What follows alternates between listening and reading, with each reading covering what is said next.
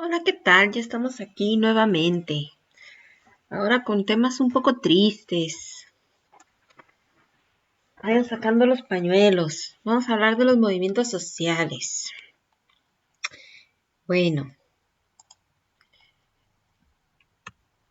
entonces estábamos, a ver, para que no nos perdamos. Estábamos en la construcción del Estado mexicano, en la invención del Estado mexicano, que empieza a centralizarse con el porfirismo, a crear una estructura administrativa. Luego viene la revolución, que fortalece las instituciones y que legitima el poder primero a través de la revolución misma y luego a través de la democracia famosa, ¿ok? Que este es el estandarte de todas las naciones modernas en el mundo, la democracia. Y hay que mencionar, aunque después lo vamos a ver otra vez más adelante, que en un principio todo lo que es la organización de las elecciones depende totalmente del Estado, ¿no? Nos vale dejarlo claro desde aquí, que la democracia, pero toda está organizada, o sea, el Estado es juez y parte en las elecciones, ¿no? Bueno, entonces unas elecciones totalmente controladas. Y luego tenemos, por supuesto, que como parte también de este proceso está democrático, ¿verdad? A la mexicana. Tenemos, por supuesto, al Partido de Estado, que ya vimos que es un partido creado por el mismo gobierno, que se preocupa por mantener sectorizados dentro de sí a las diferentes fuerzas sociales y que a final de cuentas termina siendo totalmente controlado por el presidente de la República, que designa a los dirigentes y que da el visto bueno de todas las elecciones, ¿no? Prácticamente las más importantes a lo largo y ancho del país.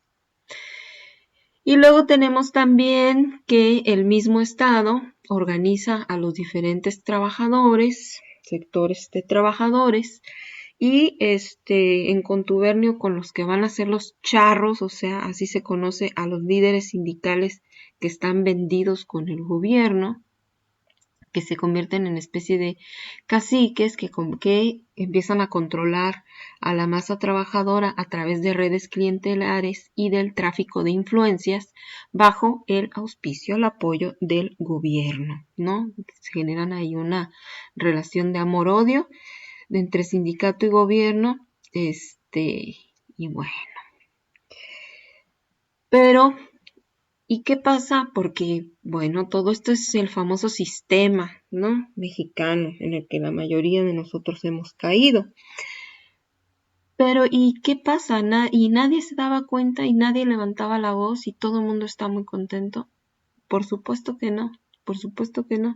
Siempre ha habido gente pensante y siempre ha habido gente, afortunadamente, idealista. Entonces, la pregunta es, ¿y qué pasaba con los que no estuvieran de acuerdo con participar en este asuntacho o los que no estuvieran de acuerdo con cualquier situación generada por esta red de corrupción y de tráfico de influencias?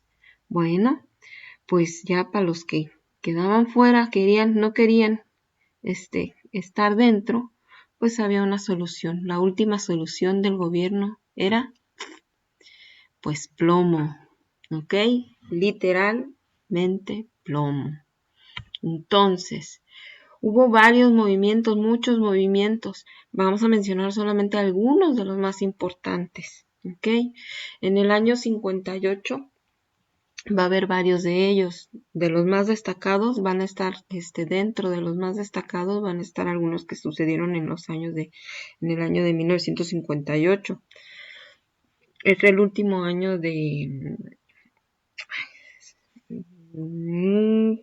se me fue el nombre del presidente. Es el último año de Ruiz Cortines. Es el último año de Ruiz Cortines y va a empezar el gobierno de López Mateos.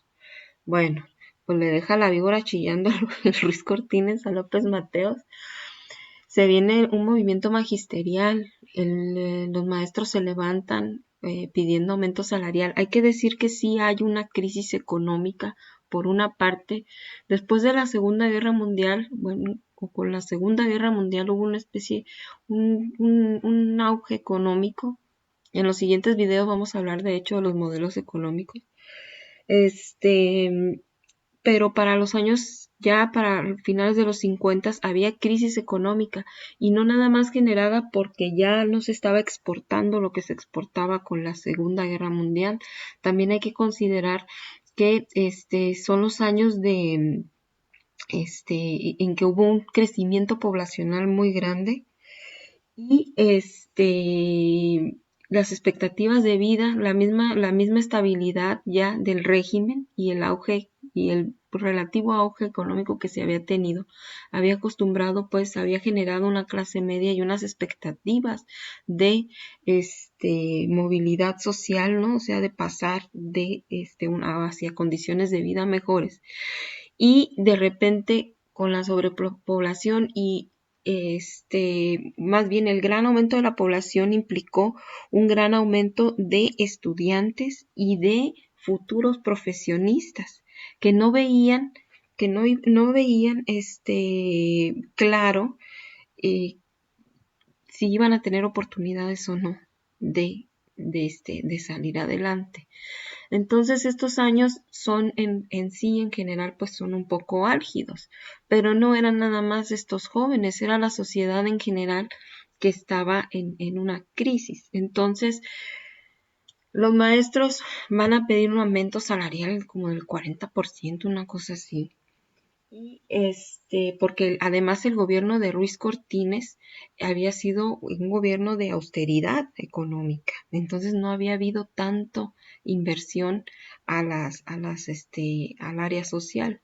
Entonces, bueno, el magisterio se levanta, ¿no? Porque quieren aumento salarial y lo que van a recibir son golpes, gases lacrimógenos, y de plano los granaderos, el ejército que en alguna manifestación llega y abre fuego, ¿no? Dispara contra la multitud indefensa. Entonces, vamos a hablar más adelante del movimiento de 68, que es el más conocido caso en el que el ejército dispara en contra de la población desarmada, pero no es el único. Desgraciadamente no es el único.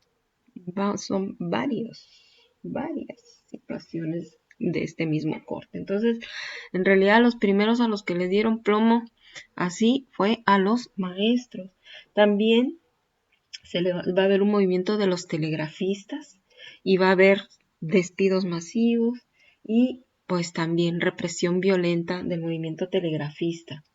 Uno de los movimientos más destacados de la época fue el de los ferrocarrileros.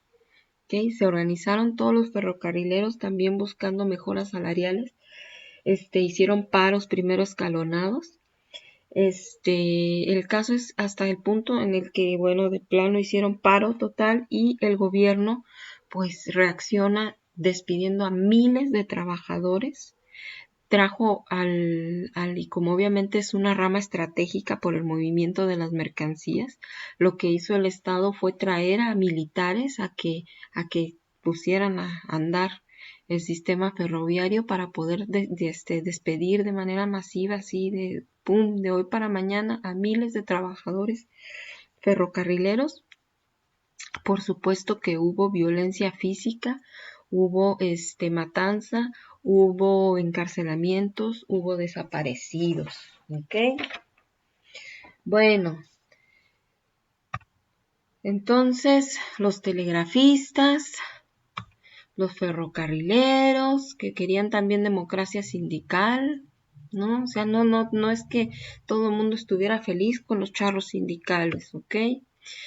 Luego les tocó a los médicos que les dieran a sus chicles porque no les habían pagado sus sueldos, ¿ok? Y se hacen un movimiento, manifestaciones, marchas, y lo que recibieron a cambio, pues, empieza con el hospital, uno de los hospitales más importantes del país, que es el 20 de noviembre, Y bueno, reciben igual represión, matanza, corren despidos masivos y lo que hacen en este caso es nuevamente sustituir a los médicos con médicos militares, para poderlos despedir, les mandan grupos de choque, encarcelamiento y bueno, este gobierno, ya ven, tan simpático. Ahorita vamos a hablar del 68, del movimiento. No está organizado tanto esto por cronológicamente. Primero voy a mencionar el Halconazo de 1971, que también fue un movimiento de estudiantes. Resulta que la Universidad de Nuevo León es muy parecido en realidad los motivos a los del 68. Los estudiantes en principio empiezan con una demanda por la autonomía, porque se respete la autonomía, pero en este caso de la Universidad de Nuevo León. Y pues ya entrados en gastos, ¿verdad? Se les dio por empezar a pedir también educación de calidad, que se le diera educación a obreros y a campesinos, que se respetara la diversidad cultural, querían democracia, este, que se respetara la vida sindical, que se acabara la represión por parte del gobierno. O sea, ellos querían su carta a Santo Claus y pues toma la que les va a responder el gobierno con los famosos grupos paramilitares que eran conocidos como los halcones. Y van a, exactamente como en el 68, van a acorralar a los estudiantes y va a ser un ejército profesional y armado de granaderos que van a disparar y a matar aproximadamente a 120 estudiantes a sangre fría. No, con la pena, pero el ejército mexicano, que yo sepa, por lo menos después de la revolución, desde los años de la revolución hasta la actualidad, yo no sé de alguna vez que tuvieron una participación mínima en la Segunda Guerra Mundial, pero verdaderamente que el ejército mexicano nos haya defendido de una amenaza externa, que supuestamente esa es su función, pues no, no, la verdad no sé yo, pero pues igual soy muy ignorante. Pero de que el ejército mexicano ha reprimido, disparado, asesinado a los mismos mexicanos en su propia casa, eso ha sucedido en numerosas ocasiones. ¿Okay? Entonces, bueno, esto fue con los estudiantes entonces en el Halconazo, conocido como el Halconazo o el Jueves de Corpus en 1971. En los años 70, bueno, sabemos que las zonas que son más marginadas en el país, aún hasta la actualidad, son las zonas del sur, las zonas de Guerrero, ¿no? Oaxaca, Chiapas. Son las zonas en donde hay más cantidad de población indígena y son eminentemente agrarias. Curiosamente, hasta los años 70, la agricultura era una de las principales fuentes de ingresos del Estado, o la principal, y a pesar de eso, siempre hubo muy poca inversión para la agricultura. Entonces, pues va a haber un movimiento de algunos maestros rurales que se levantan en armas, bueno, que empiezan en realidad, Lucio Cabañas empieza en realidad a expresar sus ideas de manera pública y esto lo orilla a ser perseguido por el gobierno, ¿no? Sus ideas de democracia, sus ideas de que justicia para el campo, atención para el campo, para los pobres, para la educación. Y por andar expresando sus ideas, pues empezó a ser perseguido y eso lo orilló a levantarse en una guerrilla. Y bueno, querían acabar con la pobreza, con los abusos de los caciques, etcétera. Y estas guerrillas, no hay nada nuevo bajo el sol, ok, no hay nada nuevo. Estoy pensando en los zapatistas, ¿no? En los zapatistas modernos del 94 para acá. Van a ver, dicen que más de 600 desapariciones, ejecuciones, cárceles clandestinas, casas de seguridad, cercos militares. Si querías ir de una población a otra, te encontrabas con con un y tenías que llevar salvoconducto para poder pasar por los cercos militares. Utilizaron las técnicas estadounidenses que se usaron en Vietnam.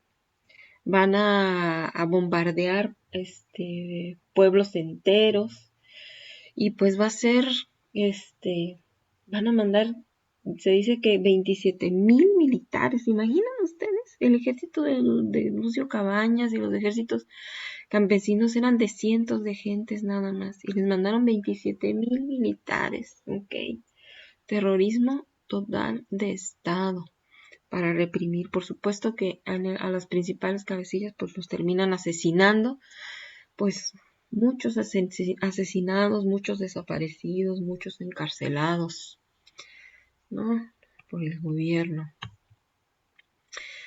Ahora sí, el movimiento estudiantil del 68, bueno, el movimiento estudiantil del 68 empieza por una demanda de respeto a la autonomía de la UNAM y de las diferentes casas de estudios, ¿no? Va a ser un movimiento, sabemos pues que va a tener una gran respuesta por parte de todo el estudiantado y va a terminar, sabemos también, va a haber una marcha silenciosa apoyada por el mismo rector de la universidad. El ejército se había atrevido a ir a reprender a unos jóvenes que se habían metido desde julio. Unos jóvenes que estaban en un partido de fútbol, se empezaron a pelear entre dos vocacionales, ¿no? Y el ejército, reprimió estas riñas, pues de manera violenta y a bazucazo limpio, abriendo puerta de la escuela. Entonces, esta transgresión de la autonomía de las escuelas, pues fue lo que originó en principio el movimiento. Les digo, apoyado por los académicos, incluso por el rector, hacen una marcha silenciosa que sorprendió por lo numeroso. Se dice que más de 250,000 personas participaron en la marcha. La reacción del gobierno fue tremendamente violenta. Por supuesto que estamos en los años de la Guerra Fría, estamos en los años en la cual Estados Unidos está supuestamente tratando de evitar que el comunismo se esparza por el mundo y lo contamine con sus ideas igualitarias, ¿verdad? Que bueno, que tampoco hicieron malos quesos, ¿no? Los pseudo gobiernos comunistas. Pero bueno, la cosa aquí es que están inmersos en este ambiente, ¿no? De la Guerra Fría. Y el gobierno va a reaccionar de manera muy, muy, muy violenta, en parte justificando una posible expansión supuestamente del comunismo.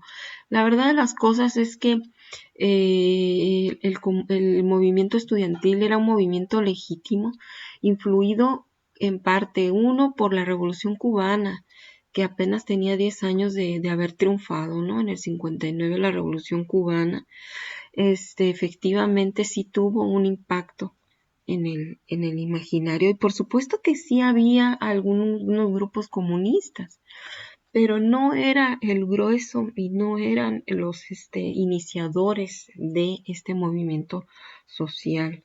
También estaba lo que les mencionaba ya también en estos mismos años se dieron movimientos en otras partes del mundo, en Francia, por ejemplo, específicamente, porque efectivamente después de la Segunda Guerra Mundial, esta es la generación que nació, digamos, post Segunda Guerra Mundial, que va a ser muy numerosa y que va a estar buscando con expectativas de una vida mejor, clases medias que están creciendo, pero que espacios que no se ven claros para que se acomode toda esta población. Si querías obtener, y si quieres, ¿verdad?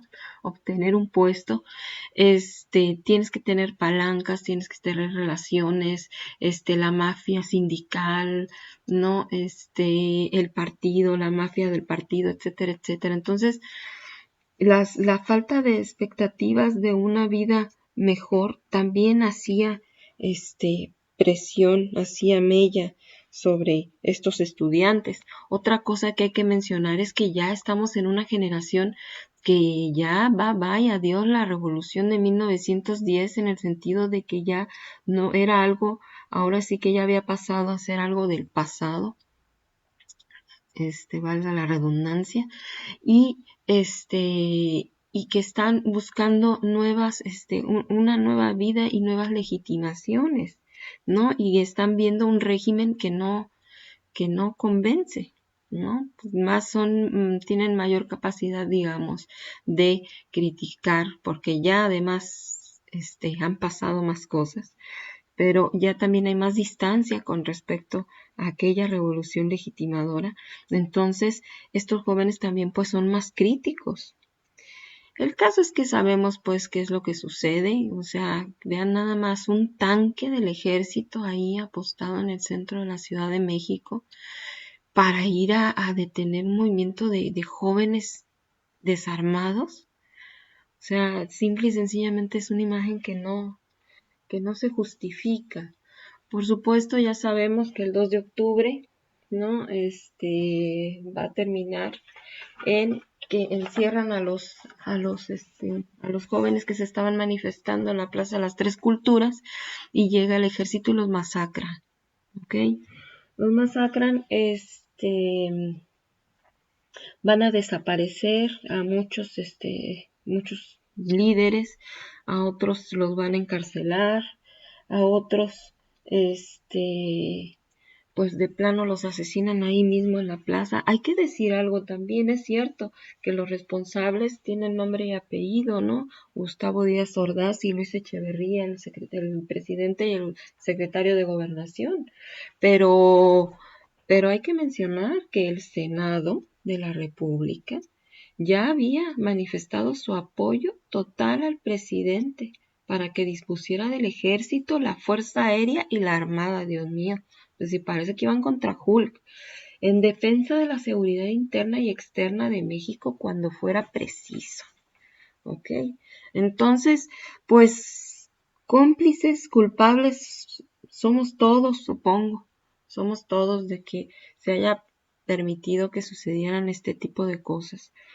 En todos los casos, en general, de los movimientos sociales. Y bueno, otra cosa también con respecto a lo del movimiento del 68, también somos cómplices. O sea, por supuesto que la prensa nunca informó con claridad qué era lo que había sucedido, pero el ejército no crean que hizo su matanza y se fue avergonzado a hacer a hacer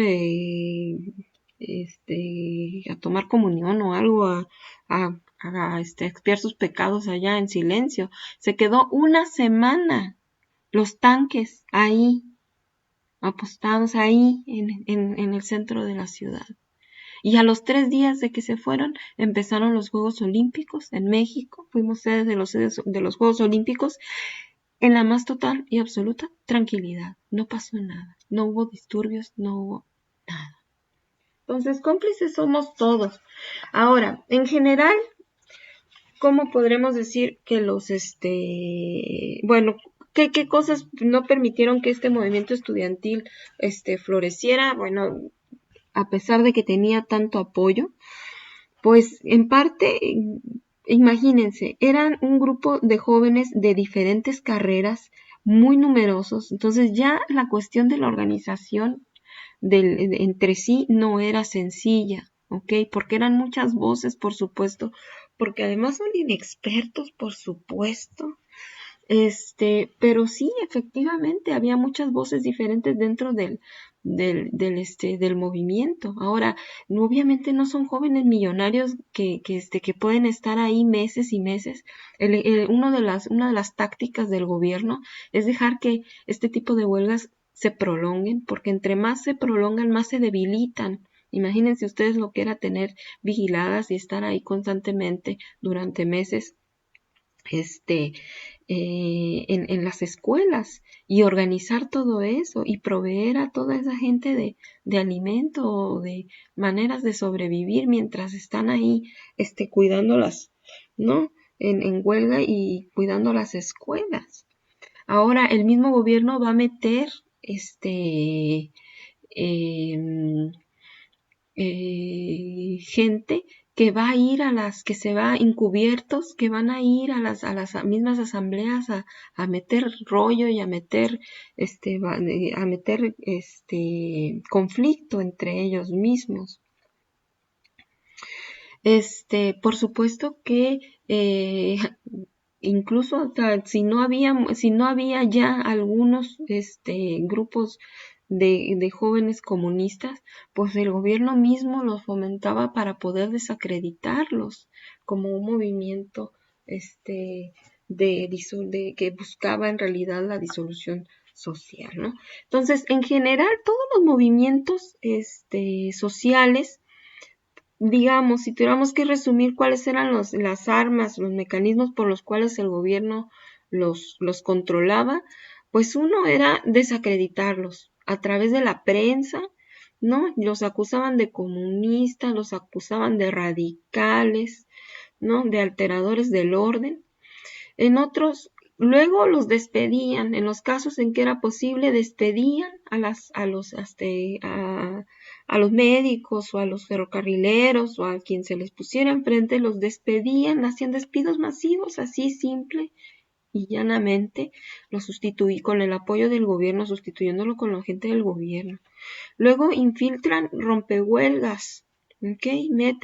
Mandan, compran algunos estudiantes o compran algunos que a lo mejor ni estudiantes eran, con que fueran jóvenes y los metían, compran algunos médicos, compran algunos maestros y los meten a generar conflictos dentro de. Luego los dejan, esto de que les digo, los dejaban que duraran un cierto tiempo porque sabían que entre más duraba una huelga, más se debilita el huelguista. Y pues bueno, ya que los tenían así, todos debiluchones, pues órale, a matarlos, pero si insistían y no querían ceder con eso, pues órale, a matarlos a sangre fría con ayuda del gobierno, a encarcelar y a desaparecer. En el caso del movimiento del 68 también algunos fueron cooptados, en algunos empezaron a abrirse algunos puestos gubernamentales, ¿no? Finalmente para tratar de dejar liberal un poco. A veces también cedían un poco para liberar el gobierno, cede un poco para dejar liberar un poco la presión, pero le aplica, pero no en su totalidad, y le aplica todos los demás mecanismos que acabamos de mencionar para romper con estos movimientos sociales. Entonces, en realidad sí tenemos un régimen bastante represor, ¿ok? Pero curiosamente nunca cae en el descrédito total. Esa es la maravilla del sistema, por decirlo de alguna manera, la genialidad del sistema político mexicano. Por eso lo llamaron la dictadura perfecta, ¿ok? Porque por un lado está generando, es capaz de cometer estas atrocidades, pero por otro lado tiene estos mecanismos políticos que mencionábamos al inicio de aparente democracia, de redes clientelares, de estar soltando y traficando influencias, y también por otro lado, o sea, este mismo gobierno represor de estos movimientos, al mismo tiempo, por otro lado, está creando instituciones como Banobras, Banrural, que son bancos dedicados a la inversión a las obras públicas o al campo o a pequeñas empresas, estarles soltando créditos. Crea el IMSS, que es pues la seguridad social para los trabajadores, Liconza, que es dar ciertos productos básicos, mantenerlos a precios económicos, como la leche, por ejemplo, FIRA, que es un fideicomiso también para apoyar dinero, apoyo que se está soltando de manera, por supuesto, regulada, ¿verdad? En el campo. Se crea el ISSSTE, que es la seguridad social para todos los trabajadores del Estado. En el mismo año del ISSSTE se hacen los libros de texto gratuitos. O sea, si este gobierno ensangrentado de las manos también va y reparte y hasta la fecha se conserva todos los niños de primaria y creo que no sé si ahora los de secundaria, pero todos los niños de primaria reciben todos sus libros de manera total y absolutamente gratuita. Se crea, por ejemplo, Conasupo, que tuvo un gran impacto. Es una tienda que le compraba directamente al productor toda la producción y la vendía al costo mínimo en estas tiendas Conasupo. Entonces era una manera de evitar el alza de los precios por los intermediarios. Pero por otra parte, si por alguna razón el productor ese año se le aumentó los gastos de la producción del frijol, que porque cayó una plaga, que porque no sé, hubo una inundación o lo que sea, y el costo sube, el gobierno le compraba al productor al precio para que no perdiera su inversión, pero vendía ese frijol o ese producto a un costo más bajo y el gobierno era el que absorbía esa, esa pérdida, ¿no?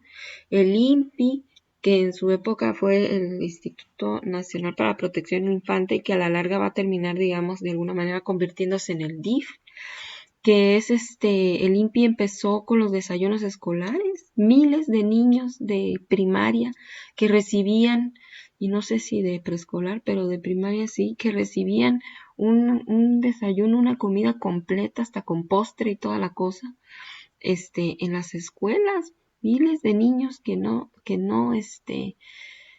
estaban bien alimentados, que padecían pobreza y que se vieron francamente beneficiados con estos desayunos escolares. Y bueno, el organismo que va a institucionalizar a la vida intelectual de México, que va a ser CONACYT, que bueno, miren nada más el año en el que se funda CONACYT, 1970, justo después del movimiento estudiantil, que finalmente es un movimiento de intelectuales, que tiene mucho de intelectual.